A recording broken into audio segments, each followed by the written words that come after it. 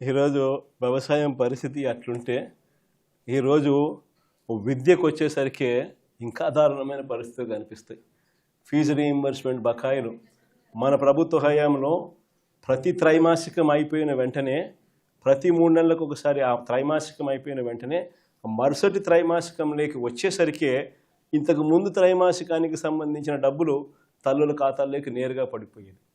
Fee reimbursement కింద విద్యా దీవెన, వసతి దీవెన ఈ రెండు కూడా క్రమం తప్పకుండా ఇచ్చేవాళ్ళం మన ప్రభుత్వ హయాంలో.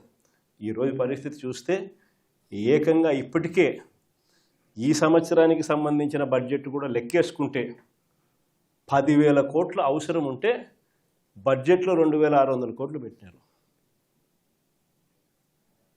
అది ఎంత ఇస్తారో తెలీదు. పిల్లలకు ఈరోజు చదువులు మానేస్తూ ఉన్న పరిస్థితులు. తల్లిదండ్రులు ఈరోజు పిల్లల్ని చదివించాలంటే చదివించలేము అని చెప్పి పిల్లలు చదువులు ఆపించేసి వాళ్ళని పనులకు పంపించే పరిస్థితిలోకి తల్లిదండ్రులు వచ్చేసినారు. విద్యా దీవెన పరిస్థితి అది, వసతి దీవెన పరిస్థితి అది, నాడు నేడు స్కూళ్ళల్లో పూర్తిగా ఆగిపోయిన పరిస్థితి. గోరుముద్ద అన్నది మనము పిల్లలకు బ్రహ్మాండమైన భోజనం పెట్టాలి అని చెప్పి ఆరాటంతో మనము చేస్తే ఈరోజు గోరుముద్ద అన్నది కనుమరుగైపోయిన పరిస్థితి. 8వ తరగతికి వచ్చేసరికి పిల్లల చేతుల్లో ట్యాబులు కనిపించేటివి. ప్రతి స్కూలు ఇంగ్లీష్ మీడియం. నాడు నేడుతో 6వ తరగతి నుంచి ప్రతి class digitised class room. Government స్కూళ్ళు ప్రైవేట్ స్కూళ్ళతో పోటీ పడలేరు అన్న పరిస్థితిని మార్చేసి ప్రైవేట్ స్కూళ్ళు గవర్నమెంట్ స్కూళ్ళతో పోటీ పడే పరిస్థితి మన ప్రభుత్వ హయాంలో మనం తీసుకొస్తే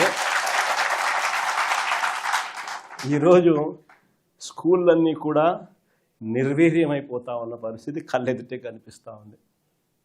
ఇక వైద్యం గురించి నేను చెప్పాల్సిన పనుల ఆరోగ్యశ్రీ అన్నది మన హయాంలో ఏకంగా 25 లక్షలకు పెంచినాం. 3,300 ప్రొసీజర్లను తీసుకొచ్చినాం. ఏ పేదవాడైనా ఏ మధ్యతరగతి వాడైనా కూడా వైద్యం బాగోలేకపోతే ఆ పేదవాడు అప్పుల పాలయ్యే పరిస్థితి ఏనాటికి రాకూడదు అని ఆ పేదవాడిని చెయ్యి పట్టుకొని నడిపించే కార్యక్రమం చేసినాం. వైద్యం చేయించడమే కాకుండా వైద్యం అయిపోయిన తర్వాత రెస్ట్ తీసుకునే దానికోసం ఆరోగ్య ఆసరా అని చెప్పి నెలకు 5,000 రూపాయల డబ్బులు చేతిలో రివర్స్ పెట్టి పంపించేవాళ్ళం మన హయాంలో. ఈరోజు నెట్వర్క్ హాస్పిటల్లో మాకు 3,200 కోట్లు బకాయిలు ఉన్నాయి. చంద్రబాబు నాయుడు గారు ఈ బకాయిలు ఇవ్వకపోతే మేము చేతులు ఎత్తేస్తున్నాము, మేము బోర్డు తిప్పేస్తూ ఉన్నాము అని చెప్పి ఏకంగా స్ట్రైకులు చేస్తూ ఉన్న పరిస్థితి. పేదవానికి ఈరోజు ఆరోగ్యం అందుతా ఉన్నా అందకపోయినా కానీ కనీసం ఆలోచన చేసే నాతులు కూడా ఈరోజు రాష్ట్రంలో కరువైన పరిస్థితి. ఇలా ఏ వ్యవస్థ చూసుకున్నా ఎక్కడా కూడా మంచి కనపడడంలా అన్నీ కూడా తిరోగమనమే కనిపిస్తూ ఉన్నాయి.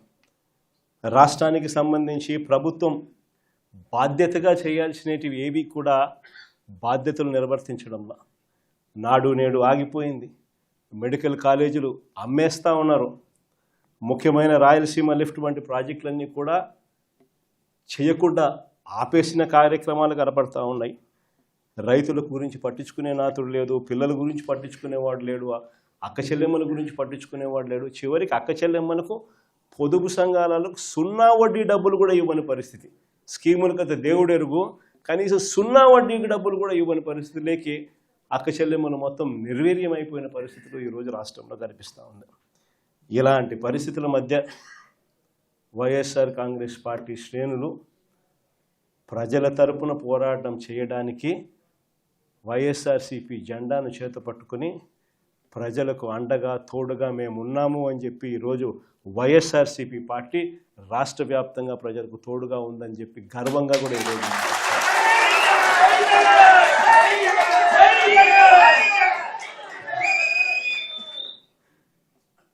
ఇలాంటి పరిస్థితుల మధ్య చూస్తా కన్ను మూసుకొని కన్ను తెరిసేసరికి ఇక సగం టర్మ్ అయిపోయింది.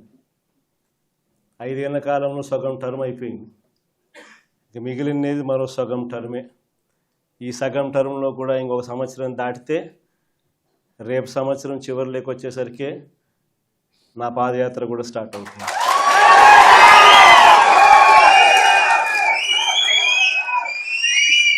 దాని తర్వాత 1.5 సంవత్సరం నేను కూడా రోడ్డు మీదనే ప్రజలతోనే ప్రతి నియోజకవర్గము తిరుగుతూ వస్తా. ఆ తర్వాత ఆ పాదయాత్ర స్టార్ట్ అయిన తర్వాత చంద్రబాబు నాయుడు గారికి వైఎస్ఆర్ కాంగ్రెస్ పార్టీ శ్రేణులు ప్రతిరోజు చంద్రబాబు నాయుడు గారికి సినిమా చూపిస్తాం. చంద్రబాబు నాయుడు గారికి మోస్ట్ ప్రాక్టికల్ సొల్యూషన్ ఇచ్చినాం మనం. అయ్యా చంద్రబాబు గారు, రాష్ట్రానికి ఇప్పుడే కాదు, మీరు చేస్తూ ఉన్న చర్యలతో రాష్ట్రానికి ఎప్పటికీ క్యాపిటల్ లేకుండా చేస్తూ ఉన్నారు. అలా చేయడం వల్ల రాష్ట్రానికి అసలు క్యాపిటల్ అనేది ఉండదు మీ వల్ల. దయచేసి ఇది మానుకోండి.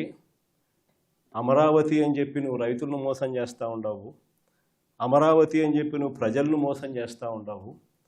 ఆ అమరావతిలో రోడ్లు వేయడానికే, కరెంట్ వేయడానికే, డ్రైనేజ్ వ్యవస్థ నెలకొల్పడానికే, నీళ్ళు ఇవ్వడానికే, ఇలాంటి బేసిక్ వసతులు కల్పించడం కోసమే నువ్వంతటి నువ్వే ఎకరాకు 2 కోట్లు ఖర్చు అవుతుంది అని చెప్పి నువ్వంతటి నువ్వే సెంట్రల్ గవర్నమెంట్కు డిపిఆర్లు ఇచ్చినావు, నువ్వంతకు నువ్వే బ్యాంకులకు డిపిఆర్లు ఇచ్చినావు. ఈ లెక్కన 50,000 ఎకరాలకే 1,00,000 కోట్లకే దిక్కు లేదనుకుంటే మరో 50,000 ఎకరాలని చెప్పి నువ్వు మళ్ళా వచ్చి మళ్ళా తీసుకుంటూ 1,00,000 ఎకరాల అమరావతి అని చెప్తూ ఆ 1,00,000 ఎకరాలకు 2,00,000 కోట్లు తేవాలి అని అంటే ఆ 2,00,000 కోట్లతో నువ్వు నిరంతరం రోడ్లు వేస్తూనే ఉంటావు, నువ్వు నిరంతరం కరెంట్ ఇచ్చే కార్యక్రమమే జరుగుతూ ఉంటుంది, నువ్వు నిరంతరం డ్రైనేజ్ పనులే చేస్తూ ఉంటావు, నువ్వు నిరంతరం నీళ్ళు ఇచ్చేదాని కోసమే నువ్వు అవస్థ పడతా ఉంటే ఇక రాజధాని ఎప్పుడు వస్తుంది? ఎన్ని దశాబ్దాలు పడుతుంది? ఇప్పటికే 12 ఏళ్ళు అయిపోయింది 2014 నుంచి ఇప్పటికే దిక్కు దివానం లేదు.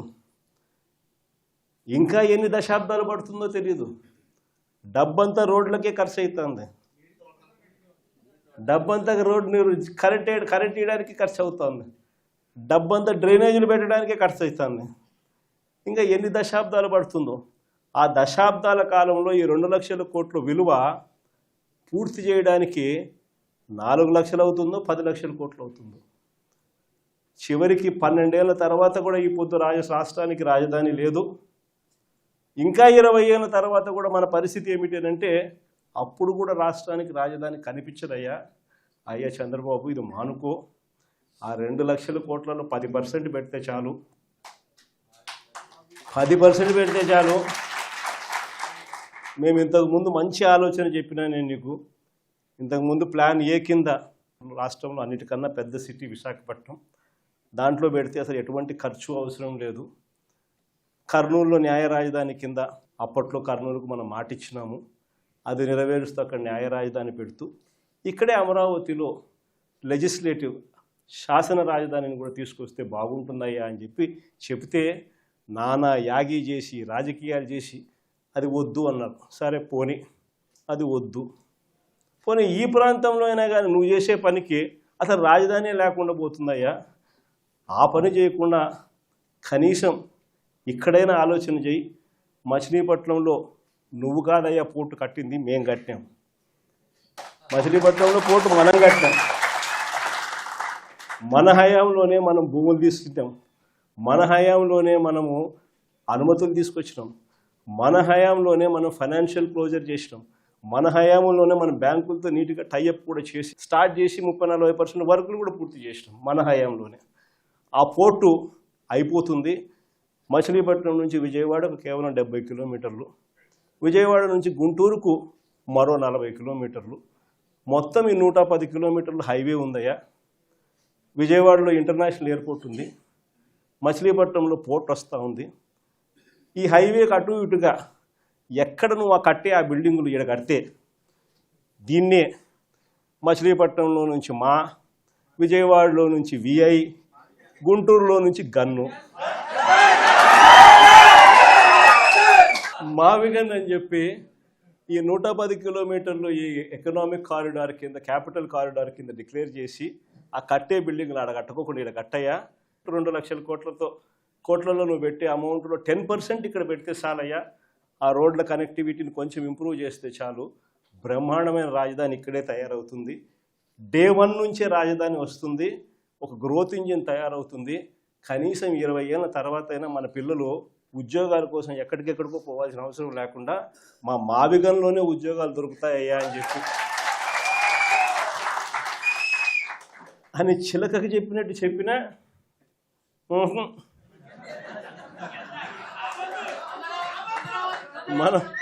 మనం ఎంత బాగా చెప్పినా కానీ, ఎంత లౌక్యంగా చెప్పినా కానీ ఆహా, ఎందుకు ఆహా, ఎందుకు వద్దు, కారణం ఆడ 2 లక్షల కోట్లు వర్కులు, మొబిలైజేషన్ అడ్వాన్స్ 10%, అందులో 8% తీసుకోవడం. సో ఈ ఆదాయాలు అనేటివి ఉండవు కదా మావిగన్ అంటే. కాబట్టి వద్దు. దాంట్లో కాంట్రాక్టర్లు ఎవడు అంటే ఒకడు ఈనాడు వియంకుడు, ఇంకొకడు బలుసు శ్రీనివాసులు, ఇంకో బినామీ, అంతా ఇల్లే దోచుకోవడం, పంచుకోవడం, తినుకోవడం. అందుకని ఆహా, జగన్ ఏం చెప్పినా ఆహా.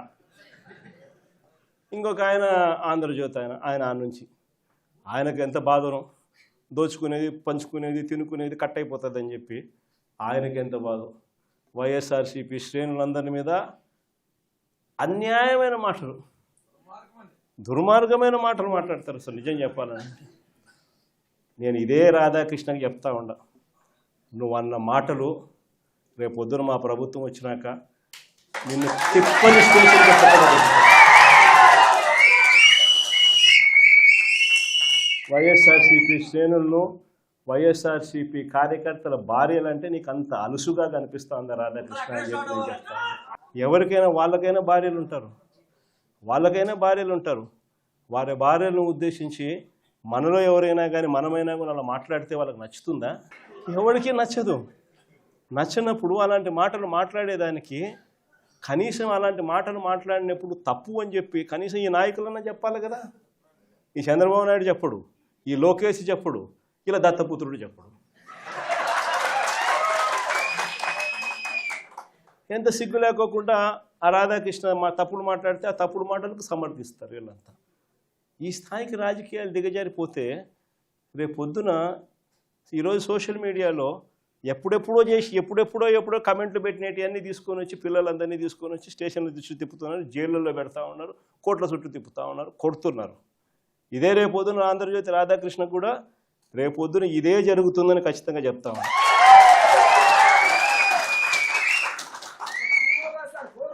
అసలు మహిళల గురించి ఇంత తక్కువగా చూసే కార్యక్రమం, తక్కువగా మాట్లాడే కార్యక్రమం, ఈ పరిస్థితులన్నీ కూడా రాష్ట్రంలో ఎందుకు వచ్చినాయి?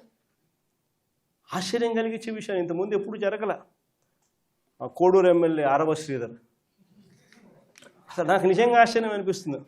జనసేన ఎమ్మెల్యే అంట మోసం చేశాడని, అత్యాచారం చేశాడని చెప్పి పాపం ఆ పాప ఆందోళన చేస్తూ ఉంటే ప్రతి ఒక్కరికి కంప్లైంట్ ఇస్తే ఆ పాపను కొడుతున్నారు. ఆ పాప రోడ్డెక్కితే ఆ పాప రోడ్డెక్కి నాకు అన్యాయం జరిగిందని ఆ పాప చెప్తే ఆ పాపను కొడుతున్నారు పోలీసుల సమక్షంలో. ఇంకొకడు నర్సరావుపేట ఎమ్మెల్యే, ఇంకొకడు కళ్ళ ముందరే కనిపిస్తుంది ఎస్పీ ఆఫీసుకి పోయి బాత్రూంలో పోయి డోర్ కడేసుకుంటాడు. అసలు ఎస్పీ ఆఫీసులోకి పోవడం ఏంది, బాత్రూమ్ లేకపోయి నువ్వు డోర్ గడేసుకోవడం ఏంది, డోర్ గడేసుకొని నువ్వు స్ట్రైక్ చేయడం ఏంది? అసలు దానికి చంద్రబాబు నాయుడు పంచాయతీ చేస్తాడు. పోయి లోపల బొక్కలో వేయకుండా చంద్రబాబు నాయుడు పంచాయతీ చేస్తాడు. ఇంకోడు చూస్తాడు బిఆర్ నాయుడు అని, ఇంకోడు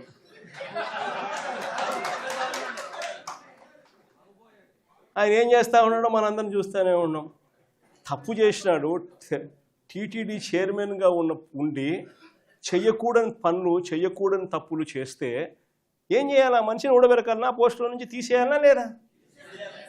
ఈ మనిషి ఏం చేస్తున్నాడు? పక్కన పెట్టుకుంటాడు ఆ మనిషిని పక్కన పెట్టుకొని తిప్పుతున్నాడు. అది ఎంత దారుణంగా తయారైపోయినారు అని అంటే ఆశ్చర్యం కలిగించే విషయాలు ఇవన్నీ కూడా. ఇంకొకరు కేజీబీవీ ప్రిన్సిపల్, ఆముదాల వలస ఎమ్మెల్యే కూన రవికుమార్ అనేవాడు వేధించినాడు నన్ను అని చెప్పి ఆ తల్లి వచ్చి కంప్లైంట్ ఇస్తే నో యాక్షన్, పట్టించుకునేవాడు లేడు. ఇంకొకడు ఆడవాళ్ళకి అశ్లీలంగా ఫోన్లు చేసి, అశ్లీలంగా వీడియో కాల్స్ చేసిన Guntur MLA Guntur east MLA Nazeer ఇంకోడు సోషల్ మీడియాలో వైరల్ అవుతా ఉంది. ఆడవాళ్ళకి ఫోన్ చేసి అశ్లీలంగా ఈ మనిషి వ్యవహరిస్తూ ఉండడం కనపడతా ఉంది. ఏం చేయాలి చంద్రబాబు నాయుడు? యాక్షన్ తీసుకోవాలన్నా, జైల్లో పెట్టాలన్నా, కనీసం ఇట్లాంటి జరగకుండా అట్లా చేస్తేనే కదా ఇట్లాంటి జరగకుండా ఉంటాయి. No action. ఇంకొకడు మహిళలపై దారుణమైన లైంగిక దాడికి చేసినాడు. ఇంకోడు పేరు కోనేటి ఆదిమూలం. దారుణంగా మహిళలపై లైంగిక దాడికి పాల్పడ్డా ఆ వీడియోలు బయటికి వచ్చినా ఆ ఆదిమూలంపై నో యాక్షన్. వీళ్ళంతా ఎమ్మెల్యేలు. ఒకరిని చూసి ఇంకొకడు, ఒకడు చేస్తే ఏం యాక్షన్ లేదు, సరే ఆయన మీద ఏం యాక్షన్ లేదు, ఇంక నా మీద ఏం యాక్షన్ తీసుకుంటారని ఇంకొకడు, ఒకరిని చూసి ఇంకొకడు. అందరూ కూడా రాక్షసులు అవుతా ఉన్న పరిస్థితులు. ఇంకొకడు సరే ఎమ్మెల్యేల కథ దేవుడెరుగు. సంధ్యారాణి అని ఒక మంత్రి పిఏ మహిళలను లైంగికంగా వేధించినాడని చెప్తే ఆ పిఏ మీద కూడా నో యాక్షన్. పైగా ఆ మహిళ మీద కేసు. ఈ స్థాయిలో మహిళల పరిస్థితి రాష్ట్రంలో ఉంటే ఇంకొకడు లాస్ట్కు చివరకు ఈ ఆంధ్రజ్యోతి రాధాకృష్ణ, ఈ మనిషి మాట్లాడే మాటలు. ఒకరిని చూసి ఇంకొకటి ఆటవిక ప్రపంచంలో అందరూ కూడా రాక్షసులై ఏ మాదిరిగా రాష్ట్రంలో పరిపాలన సాగుతోందని చెప్పడానికి ఇవన్నీ కూడా నిదర్శనాలు. ఇలాంటి పరిస్థితుల మధ్య రాష్ట్రంలో యుద్ధం జరుగుతూ ఉంది. ఒకవైపున ప్రజల తరపున, మంచి తరపున, ప్రజలకు మంచి చేయాలన్న ఆరాటంతో వైఎస్ఆర్సీపీ ఒకవైపున నిల్చుంటే, మరోవైపున రాష్ట్రాన్ని అన్ని రకాలుగా చెడు చేస్తూ రాష్ట్రాన్ని దోచుకొని తింటున్న తెలుగుదేశం పార్టీ మరో పక్క. ఇక్కడ యుద్ధం జరుగుతూ ఉంది. ఈ యుద్ధంలో ఖచ్చితంగా దేవుడు మన పక్షాన్ని నిలుస్తాడు. రేపు పొద్దున ఎన్నికలు ఎప్పుడు వచ్చినా ప్రజలు ఫుట్బాల్ అన్నట్టుగా అంతా తెలుగుదేశం పార్టీని